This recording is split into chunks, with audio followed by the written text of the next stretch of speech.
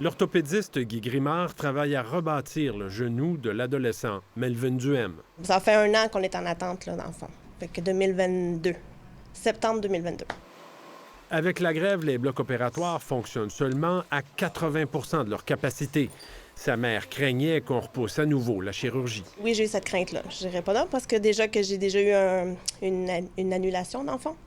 J'avais eu une date pour le mois de juin, on me l'a cancellée dernière minute. Cette clinique privée maintient 100 de ses activités malgré la grève. C'est que l'hôpital Sainte-Justine y envoie les jeunes qui attendent depuis plus d'1 an. Malgré cette sous-traitance, la grève complique les choses. En novembre, 164 000 Québécois et Québécoises attendaient une chirurgie. Le rattrapage souhaité depuis la fin de la pandémie devient difficile. Et les patients, ça fait longtemps qu'ils attendent la chirurgie. Le rattrapage, on ne le voit pas pour l'instant. C'est certain qu'à chaque jour de grève qui arrive, on doit ajuster nos activités, évidemment, à la baisse. Chaque jour de grève, 450 chirurgies sont reportées et 800 examens sont repoussés.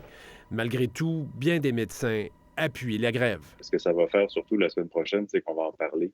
Je pense que ça va attirer les projecteurs sur le fait que ça ne fonctionne pas actuellement puis qu'il faut trouver un moyen de ramener des intervenants dans le réseau. Ça veut dire, entre autres, de meilleurs salaires. Il faut que ça change si on veut être capable de combler nos équipes, de retenir notre personnel.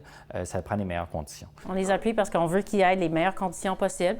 On veut attirer du monde à notre domaine de santé. Mais le ralentissement de cette semaine aura un coût. Et diminuer de 30 nos activités, c'est facile, mais se rattraper à 130 c'est impossible. Au début de la pandémie, 125 000 Québécois et Québécoises attendaient une chirurgie, un nombre qui est passé à 164 000. Peu importe le résultat de la négociation actuelle, on voit mal comment ce problème pourrait être réglé à moyen terme. Ici David Gentile, Radio-Canada, Montréal.